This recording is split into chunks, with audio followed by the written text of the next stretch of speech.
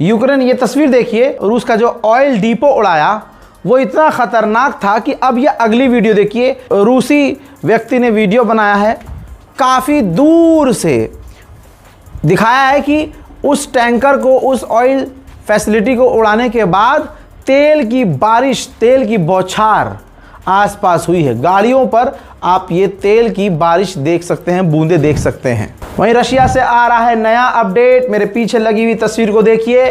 Baltic सी के अंदर Russia ने अपना परमाणु बॉम्बर उड़ाया है।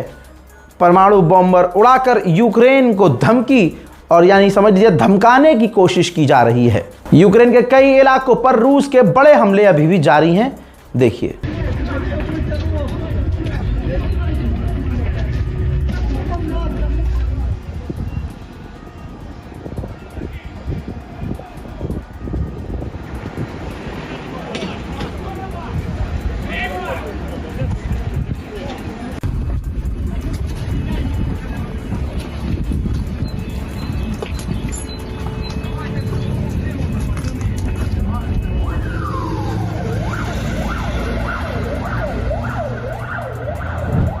बड़ा खतरा दोस्तों अब पाकिस्तान के लिए भी है। जहां अब पाकिस्तान अपने आप को मजबूत कर रहा था, भारत भी आगे बढ़ चुका है। ये रही रिपोर्ट।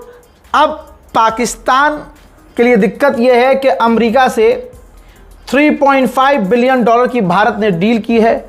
जो P-8I एडवांस एयरक्राफ्ट है, जो कि जासूसी के लिए होता है, बड़ी खतरनाक जासूसी करता है। और समुद्र के अंदर अगर कोई पनडुब्बी हो जो रडार पर नहीं आती, तो इस जहाज के जरिए समुद्र के सातों तह में जाकर दूर से ही जहाज सारी जानकारी दुश्मन की निकाल कर दे सकता है। अब इसके बाद पाकिस्तान को इस बात पर यकीन हो गया है कि भारत भी तेज़ी से समुद्र के अंदर अपनी चील की आंख बढ़ा रहा है। दोस्तों ये है दिक्कत अब पाकिस्तान के लिए, क्योंकि पाकिस्तान ने जिस तरह से अपनी नौसेना को मजबूत किया है पिछले कुछ सालों में, इसी वजह से भारत ने भी चील की आंख अमेरिका से खरीदने की डील कर ली है। सोचिए, नेपाल की सरकार की पूरी दुनिया में तारीफ हो रही है और कहा जा रहा है ये करप्शन फ्री गवर्नमेंट है। और अब इस पर क्या कहेंगे कि नेपाल के गृह मंत्री सुदन गुरुंग का इस्तीफा हो गया है। मनी लॉन्ड्रिंग के आरोपी से संबंधों पर विवाद हुआ। 1 महीने में 2 मंत्री सरकार से बाहर। हजरात, ये तो मेरी तरफ से लग रहा है, मुझे ऐसा लग रहा है कि ये ईमानदारी है। किसी देश का गृह मंत्री ऐसे रिजाइन दे दे, ये तो हो ही नहीं सकता। हमारा वाला तो हिंदू मुसलमान खुले खुले में कर रहा है। हमारा वाला तो खुले में हिंदू, अस्पताल की बात ना, शिक्षा की बात मुसलमान की बात हो रही है। उत्तर प्रदेश के सीएम सिर्फ मुल्ला मस्जिद अजान लाउड स्पीकर नमाज, समझ रहे हैं? ये नहीं शिक्षा, रोजगार, व्यापार, ट्रेड, अच्छी सड़कें, इस पे बात नहीं कर पा रहे हैं, क्योंकि अब भाजपा की औकात ही नहीं है। बहरहाल नेपाल में जो टॉप के 2 नेता ने 2 ही महीने में रिजाइन दिया है या दिलवाया गया है, ये इस बात का इशारा है कि वहाँ की सरकार ईमानदार है। भाई, सेल्फी खींचने का कीड़ा किस लेवल पर हो सकता है? हर जगह आदमी जाता है, फ़ोटो खींचता है। मुझे तो बड़े बुरे लगते हैं यार ऐसे लोग। और लड़कियों को क्या ही कहना, वो तो पखाने में भी जाती है, वहाँ भी सेल्फी ले रही होती हैं, क्या कहें महिलाओं को। लेकिन भाई एक घटना है, 2019 में 2 F-15 आपस में टकरा गए थे उड़ते हुए। भाई तब से अब तक जांच हो रही थी। मामला साउथ कोरिया का था। ये रही रिपोर्ट। पता चला है रिपोर्ट से कि उनमें से एक जहाज का पायलट उड़ते हुए फाइटर जेट उड़ा रहा है, और उड़ाते उड़ाते वो सेल्फी और वीडियो रिकॉर्डिंग कर रहा था, फोटोज खींच रहा था, जिसकी वजह से वो सामने या बाजू में चलने वाले दूसरे F-15 से टकरा गया, बुरी तरह से डैमेज हुआ। और लगभग कहा जा रहा है कि उस डैमेज को ठीक करने के लिए 880 मिलियन वॉन खर्च करने पड़े। आप सोच सकते हैं कि कितनी बड़ी लापरवाही थी, जिस पर अब बवाल साउथ कोरिया में शुरू हो चुका है। मेरे दोस्तों, पाकिस्तान को ज़बरदस्ती तरक्की के आसमान पर घसीटने वाला कोई और नहीं, चाइना है। जो काम पाकिस्तान नहीं कर सकता, चाइना करवा देता है। अब उसका एक स्पेस प्रोग्राम है, अंतरिक्ष में चाइना अपने चीनी लोगों को भेजने वाला है और उन्हीं के साथ उसने 2 पाकिस्तानियों को चूज़ किया है कि हम पाकिस्तानियों को भी भेजेंगे। तो उन दोनों पाकिस्तानियों को अब चीन ट्रेनिंग देगा और उसके बाद पहली बार ऐसा होने वाला है चाइना की वजह से कि अंतरिक्ष में अब पाकिस्तानी भी होंगे। अंतर्राष्ट्रीय प्राइम टाइम रिपोर्ट में ही परसों मैंने बताया था कि एक अफ्रीका के देश में जो ताइवान है उसके प्रेसिडेंट दौरा करने की तैयारी में थे, तो चाइना भड़का और चाइना ने अफ्रीका के उन तमाम देशों पर और ख़ासकर उस देश पर इतना प्रेशर डाला कि ताइवान के राष्ट्रपति का वो दौरा रद्द हो गया, जिस पर अमेरिका भड़क गया है। और अमेरिका ने कहा कि यह बर्दाश्त नहीं किया जाएगा, तुम एक देश को दबा रहे हो, डरा रहे हो, धमका रहे हो, ये बदमाशी बर्दाश्त नहीं की जाएगी। हालांकि जो बदमाशी की बात कर रहा है उसकी सारी बदमाशी ईरान ने निकाल दी है। मेरे दोस्तों, ब्रिटेन एक बेहतरीन कानून लाने वाला है और हमें देखना चाहिए कि ऐसा कानून भारत में भी आए।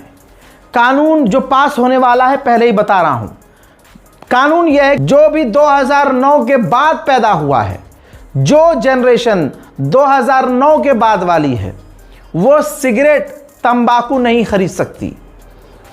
ठीक, क्योंकि नई जनरेशन गंजेड़ी, नशेड़ी, सिगरेटबाज हो रही है और नई जनरेशन बर्बाद हो रही है, ऐसा ब्रिटेन का मानना है। और मुझे लगता है कि ब्रिटेन का मानना बिल्कुल सही है। ट्रंप कितना हरामी है आप इस बात से अंदाज़ा लगाइए। एक अमेरिकन पॉडकास्ट में खुलासा हुआ है और CIA के एजेंट ने खुलासा किया है।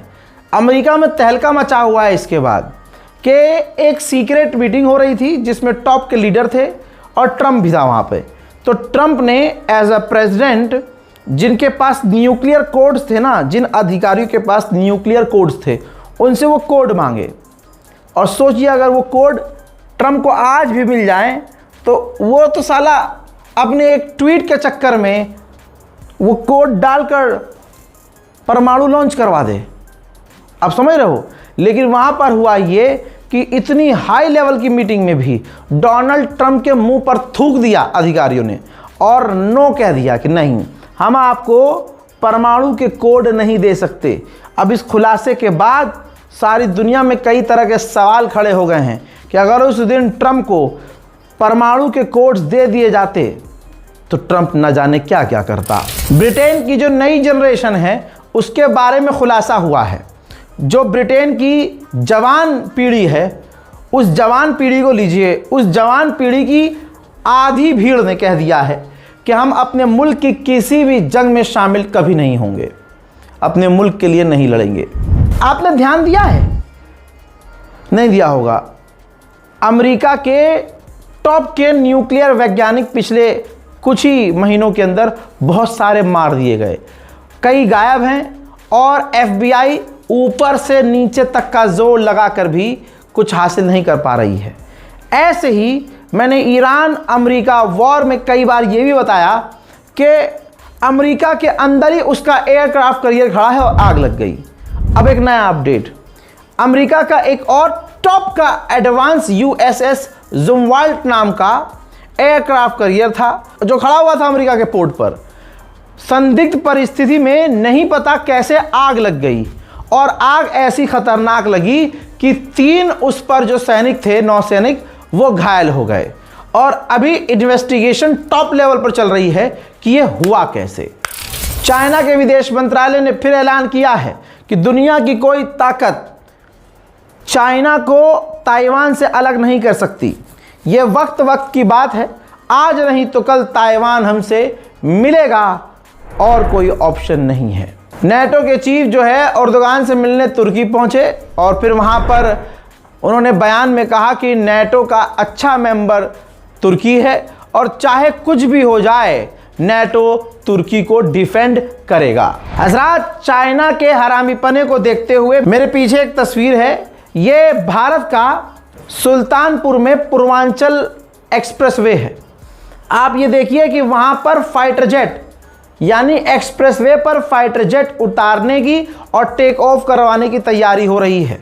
ये एक ट्रेनिंग है और ज़रूरी है, क्योंकि उस साइड से चाइना जल्दी पहुंचा जा सकता है और चाइना पर नज़र रखने के लिए, नकेल कसने के लिए वो जगह काफ़ी इम्पोर्टेंट है। अब यहाँ पर देखिए, बहुत लोगों को बुरा लगेगा, लेकिन एक बात तो है, मोदी सरकार को अगर आप देखेंगे, आप कितनी भी गालियाँ बकिए, मैं भी आलोचना करता ही हूँ, लेकिन जो काम ढंग का किया है वो मान लीजिए।